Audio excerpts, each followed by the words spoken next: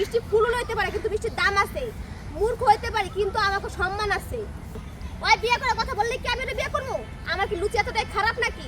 কারো মতো লুচি আমার খারাপ না, এটাই বলে রাখলাম। অনেকে অনেক অনেক অনেক কিছু বলছে আমার নামে কিন্তু কিছু বলে নাই। রনি প্রেম করবো, রনির সাহস আছে রনি আমার লোক প্রেম করবো? হ্যাঁ, রনির সাহস আছে রনি আমার সাথে প্রেম করবো?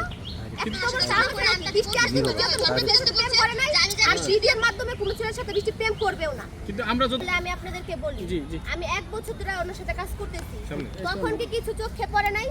আমি 1 বছর ধরে ওনার সাথে কাজ করতেছি, তখন কি কিছু চোখে পড়ে নাই? আর এখন আন্তাজি ওনার স্বামী ওনার সাথে ঝগড়া করে আন্তাজি বলছে যে ঝগড়া বিতর্কে বলছে যে আমি যা বৃষ্টিতে বিয়ে করবো। যে বিবাহিত যে আছে এই বিবাহিত ছেলেদেরকে যে আমরা বিয়ে করতে হবে কিসের জন্য? কিসের জন্য বিবাহিত ছেলেদেরকে আমরা বিয়ে করতে হবে? আমাদেরকে কি কেউ বিয়ে করবে না? কেউ কি আমাদেরকে বিয়ে করবে না? তার স্বামী তার সাথে ঝগড়া লাগা বলছে আমার বিয়ে করবে। ঝগড়ার ক্ষেত্রে একটা মানুষ একটা কথা বলতেই পারে, তার জন্য কি সে আমি সংসার ছেড়ে চলে যাবো? আমি ওই মেয়ের উপরে দোষারোপ করবো? একদমই না। আমি যদি প্রেম না করি, আমার সাথে প্রেম করার সাহস আছে এত বড় কারো? আমি যদি নিজের চান্সটা দেই, কোন ছেলের সাহস নাই যে আমার পাশে খারাইবো? বৃষ্টিকে অভিযোগ করেছে, তারপর কোনো প্রমাণ দিতে পারছিল?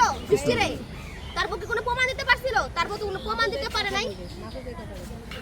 রনির সাথে আমার ভাই বোনের সম্পর্ক ছিল, আপনার সাথে আমি 1 বছর কাজ করছি, আপনার মনে কি আছে আমি কি জানবো?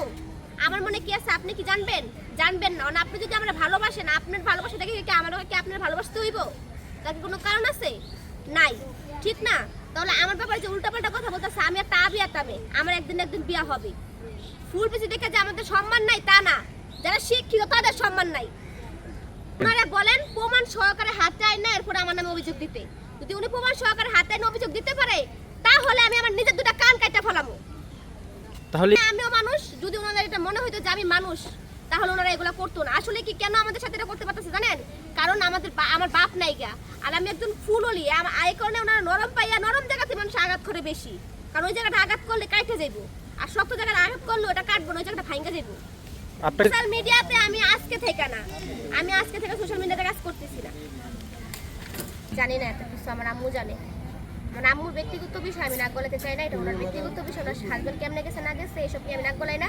আমার এখন অধিকার হয়েছে, আমি ওনার বড় মেয়ে, আমার কাজ করে খাওয়ানোর অধিকার, আমি কাজ করে খাওয়াইতেছি।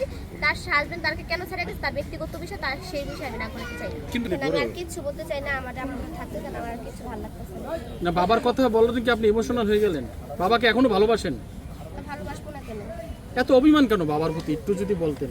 এমনি হয়তো আপনার কথাগুলো শুনে অনেক বাবারা সচেতন হয়েছে, তো একটু বলেন।